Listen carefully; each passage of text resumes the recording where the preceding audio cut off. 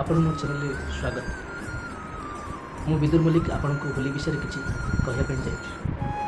ହୋଲି ଆମେ କ'ଣ ପାଇଁ ପାଳନ କରୁ, ହୋଲି କାହା ଉଦ୍ଦେଶ୍ୟରେ ପାଳନ କରାଯାଏ, ହୋଲିର ମହତ୍ଵ କ'ଣ, ପୂର୍ବକାଳେ ବନାଯାଉଥିବା ହୋଲି, ପୂର୍ବକାଳେ ପାଳନ କରୁଥିବା ହୋଲି ଆଉ ଏବେ ମଧ୍ୟରେ ପାଳନ କରୁଥିବା ହୋଲି ମଧ୍ୟରେ ପାର୍ଥକ୍ୟ କ'ଣ, ବର୍ତ୍ତମାନ ହୋଲିର ମୂଲ୍ୟ କେମିତି ଅଛି, ଅତୀତ କାଳରେ ହୋଲି ପାଳନ କରୁଥିବାର ମୂଲ୍ୟ କେମିତି ଥିଲା, ଏ ବିଷୟରେ ଆଜି ଆମେ ଜାଣିବା।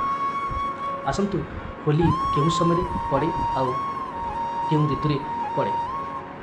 ହୋଲି ଆମେ ଶୀତ ଋତୁ ସରି ଆସୁଥାଏ ଏବଂ ବସନ୍ତ ଋତୁ ଆରମ୍ଭ ହେଉଥାଏ। ଏହି ହୋଲି ଫାଲ୍ଗୁନ ମାସ ପୂର୍ଣ୍ଣିମା ତିଥିରେ ଆସିଥାଏ। ଭଗବାନ ଶ୍ରୀକୃଷ୍ଣ ରାଧାଙ୍କ ସହିତ ଏହି ହୋଲି ଖୁସି ଆନନ୍ଦର ସହିତ ପାଳନ କରିଥାନ୍ତି। ଏହି ହୋଲି ତାଙ୍କ ଉଦ୍ଦେଶ୍ୟରେ ଆମେ ସମସ୍ତେ ସାରା ପୃଥିବୀବାସୀ ଏହି ହୋଲି ପର୍ବକୁ ଭଗବାନ ଶ୍ରୀକୃଷ୍ଣ ରାଧାଙ୍କ ଉଦ୍ଦେଶ୍ୟରେ ପାଳନ କରି ହୋଲି ଆମେ ଗୋଟିଏ ଢଗ ଅଛି। ବିଦାୟ ନେଉଛି ମାଘୁଆ ଶୀତଟି, ଫଗୁଣ ଫୁଲେଇ ହେଉଛି, ବସନ୍ତ ଆସୁଛି ମଳୟ ପବନେ, ଆମ୍ବ ବଉଳ ହେଉଛି। ଏଇଟା ଆମ ପୁରୁଣା କାଳର ଢଗ। ଏହି ହୋଲି ଓ ଫଗୁ ଆମ୍ଭେମାନେ ବସନ୍ତ ଋତୁରେ ପାଳନ କରିଥାଉ। ଫଗୁଣର ମନଭରା ରଙ୍ଗରେ ଆମେ ସମସ୍ତେ ରଙ୍ଗିତ ହୋଇଥାଉ। ସାରା ପୃଥିବୀ ଏହି ହୋଲିକୁ ଖୁସି ଆନନ୍ଦର ସହିତ ପାଳନ କରନ୍ତି। ଏହି ହୋଲି ସମସ୍ତଙ୍କୁ ଏକାଠି କରି ଯୋଡ଼ି ରଖେ, ତା ମନରେ ଥିବା ରାଗ ରୁଷା ସବୁ ଦୂର କରେ। ସମସ୍ତେ ଏକାଠି ମିଶି ହୋଲି ପର୍ବକୁ ମଜାମସ୍ତି ସହିତ ପାଳନ କରନ୍ତି। ସବୁ ଧର୍ମର ଲୋକ ଏହି ରଙ୍ଗ ପର୍ବକୁ ମିଶିକରି ପାଳନ କରନ୍ତି। ଏହି ହୋଲି ଆମ ସମସ୍ତେ ଅଭିର ରଙ୍ଗରେ ହୋଲି ଖେଳିଥାଉ। ଅତୀତରେ ଏହି ରଙ୍ଗ ଆମମାନଙ୍କ ପାଇଁ ବହୁତ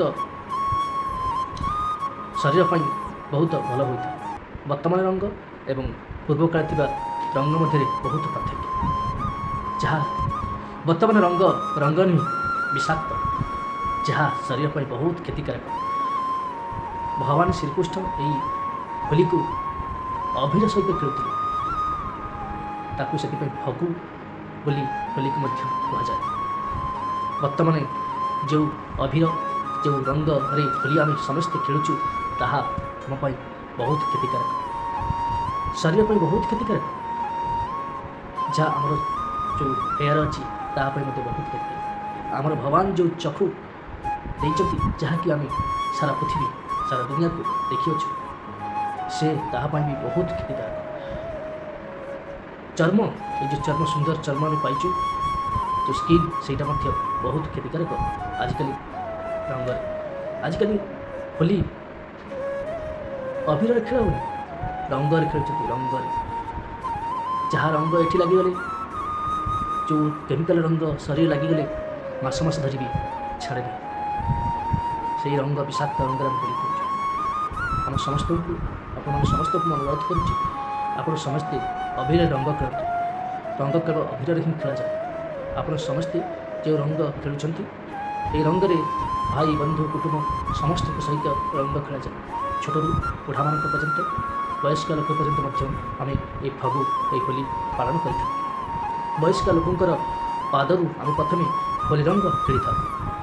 ଏହି ହୋଲି ରଙ୍ଗ ତାଙ୍କ ପାଦରୁ ଆମେ ଆଶୀର୍ବାଦ ଦେଇ ତାଙ୍କ ମଥାରେ ରଙ୍ଗ ବୋଳିଥାଉ ଓ ଶରୀରରେ ରଙ୍ଗ ବୋଳିଥାଉ। ଏହି ରଙ୍ଗ ଆମ ସମସ୍ତଙ୍କୁ ଏକାଠି କରେ। ସମସ୍ତଙ୍କ ପ୍ରତି ଯେଉଁ ରାଗ ରୁଷା ଥାଏ ତାହା ମଧ୍ୟ ଦୂର ହୋଇଯାଏ। ସମସ୍ତେ ଖୁସି ଆନନ୍ଦର ସହିତ ରଙ୍ଗ ଖେଳନ୍ତି। ଆଜିକାଲି ରଙ୍ଗରେ ଆପଣମାନେ ଦେଖୁଥିବେ, ସୋସିଆଲ ମିଡ଼ିଆରେ ରଙ୍ଗକୁ କେମିତି ଖେଳୁଛନ୍ତି, କେମିତି ତାକୁ ଗୋଟା ଅଶିକ୍ଷିତ ଢଙ୍ଗରେ ରଙ୍ଗକୁ ଖେଳାଯାଉଛି। ସେଗୁଡ଼ା ସବୁ ସେଥିରୁ ଯେତେ ନିବୃତ୍ତ ରହିବା, ଯେତେ ସେ ଦୂରେଇ ରହିବା, ଆମ ସମାଜ ପ୍ରତି ସେତିକି ଭଲ। ସମସ୍ତେ ଖୁସିର ସହିତ ରଙ୍ଗ ଖେଳନ୍ତୁ ଆଉ ଆନନ୍ଦର ସହିତ ରଙ୍ଗ ଖେଳନ୍ତୁ ଏବଂ ସମସ୍ତେ ଦେହ ପାଇଁ ଟିକେ ଜଗି ଦିଅନ୍ତୁ। ଆପଣଙ୍କ ଚକ୍ଷୁ ମେନ୍ କରି, ଯାହାକି ଆପଣ ଦୁନିଆ ଦେଖୁଛନ୍ତି, ତାକୁ ଟିକେ ଧୀରେ ସେ ରଙ୍ଗ ଖେଳନ୍ତୁ। ଯାହାକି କେମିକାଲ ରଙ୍ଗଠାରୁ ଯେତେ ଦୂରେଇ ରହିବା ସବୁଠୁ ଭଲ। ଅଭିର ସହିତ ରଙ୍ଗ ଖେଳନ୍ତୁ, ଅଭିରକୁ ସମ୍ମାନ ଦିଅନ୍ତୁ। ଆମ ସମାଜରେ ଥିବା, ଅତୀତରେ ଥିବା ଯେଉଁ ନିୟମକୁ ମାନନ୍ତୁ ଏବଂ ଖୁସିରେ ରଙ୍ଗକୁ ଖେଳନ୍ତୁ। ଏତିକି କରି ମୁଁ ଆପଣଙ୍କୁ ବିଦାୟ ଦେଉଛି।